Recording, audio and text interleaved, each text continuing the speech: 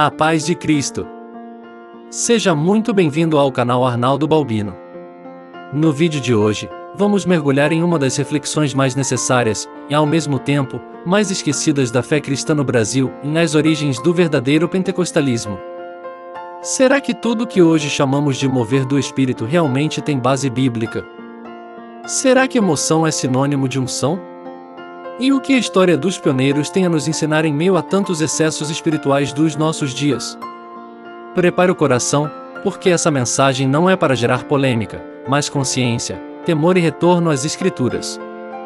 O pentecostalismo no Brasil nasce em um contexto simples, profundamente bíblico e espiritualmente responsável, conforme registra a história dos pioneiros. Logo no início desse registro, fica evidente que o movimento não surge a partir do chamado reteté, pois reteté nunca foi bíblico, nem fazia parte da fé dos primeiros pentecostais. O que havia era oração intensa, arrependimento genuíno e submissão total à palavra de Deus. Gunnar Wingren e Daniel Berg chegam a Belém do Pará, em 1910, trazendo uma convicção clara e inegociável: o Espírito Santo nunca age em contradição com as Escrituras. A história dos pioneiros é clara ao mostrar que eles eram contrários a manifestações carnais, exageradas e descontroladas, exatamente porque entendiam que esse tipo de prática não vinha do Espírito Santo. Sempre que surgiam comportamentos confusos, gritos desordenados ou atitudes que causavam escândalo, havia correção pastoral imediata, ensino bíblico e chamado ao equilíbrio espiritual. Para eles, o verdadeiro sinal do batismo com o Espírito Santo não era barulho, nem descontrole físico, nem cenas espalhafatosas, mas uma vida transformada, santa e obediente. A história dos pioneiros descreve cultos longos, simples, muitas vezes silenciosos, com pessoas ajoelhadas por horas, chorando em arrependimento, lendo a Bíblia e buscando a Deus com profundo temor, e não correndo, pulando ou gritando sem critério. Esse pentecostalismo primitivo caminhava lado a lado com a reverência e a ordem. O poder do Espírito era consequência da submissão à palavra, não da exaltação da emoção. Os dons espirituais eram compreendidos como instrumentos para edificação da igreja e testemunho do Evangelho, jamais como espetáculo. A história dos pioneiros relata que a mensagem central era clara e constante: em Jesus salva, cura, batiza com o Espírito Santo e em breve voltará. Nada além disso ocupava o centro do culto. É justamente nesse ponto que a própria história dos pioneiros, somada a uma leitura pastoral madura, ajuda a deixar algo muito claro: em reteté não é bíblico.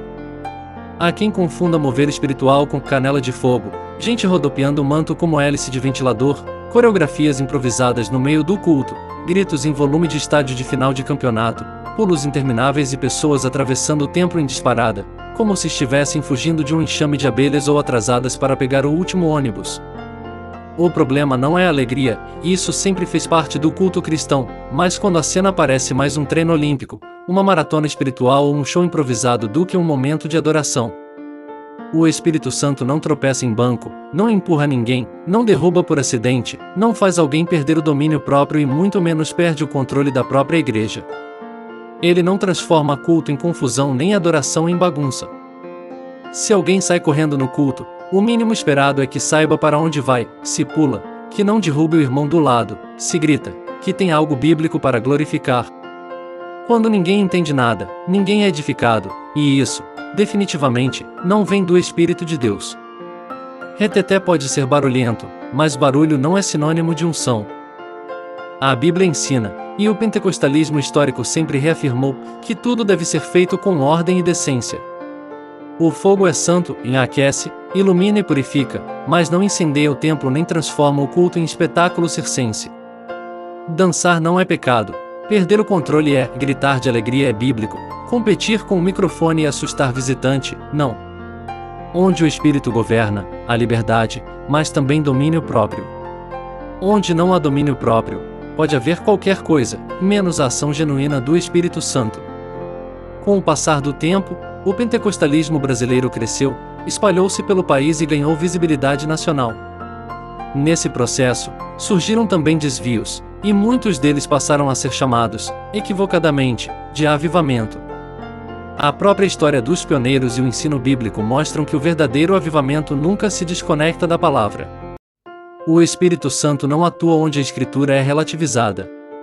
Onde há barulho sem arrependimento, manifestação sem cruz e experiência sem transformação, não é pentecostalismo bíblico, é apenas emoção religiosa. Ao mesmo tempo, a tradição assembleiana histórica sempre defendeu que o pentecostalismo é bíblico, atual e necessário, mas precisa ser equilibrado e responsável. Quanto maior a manifestação do Espírito, maior deve ser o compromisso com a doutrina, com a ética cristã e com a missão da Igreja. O pentecostalismo original nunca foi anti-intelectual, ao contrário, sempre valorizou o ensino, a escola bíblica dominical e a formação de obreiros piedosos. Unção sem caráter sempre foi vista, desde os pioneiros, como perigo espiritual. A história dos pioneiros deixa claro que os primeiros líderes pentecostais no Brasil rejeitavam qualquer tentativa de transformar a fé em espetáculo, comércio ou confusão. A obra crescia porque havia autenticidade espiritual. O povo era simples, mas a fé era profunda. O culto era vivo, mas reverente, espontâneo, mas nunca descontrolado. Havia liberdade, mas também ordem, como ensina o apóstolo Paulo. Concluir falando do verdadeiro pentecostalismo é, portanto, voltar às origens e afirmar sem medo, em reteté não é bíblico. O verdadeiro pentecostalismo é marcado por arrependimento genuíno, amor pelas Escrituras, vida de oração, santidade prática e compromisso com a missão. É o Espírito capacitando a Igreja para testemunhar de Cristo, não para promover confusão ou exaltar experiências.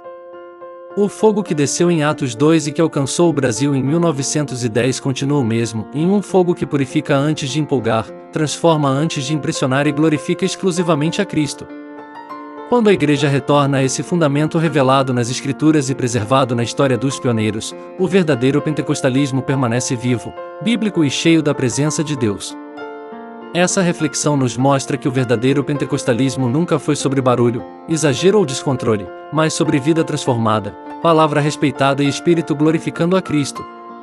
Agora eu te pergunto, o que essa mensagem revela sobre a nossa fé hoje? Será que estamos buscando o Espírito Santo ou apenas emoções passageiras?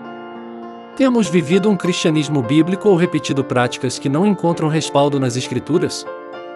Que essa reflexão nos leve de volta às origens, à Bíblia aberta, ao temor do Senhor e à presença real do Espírito Santo.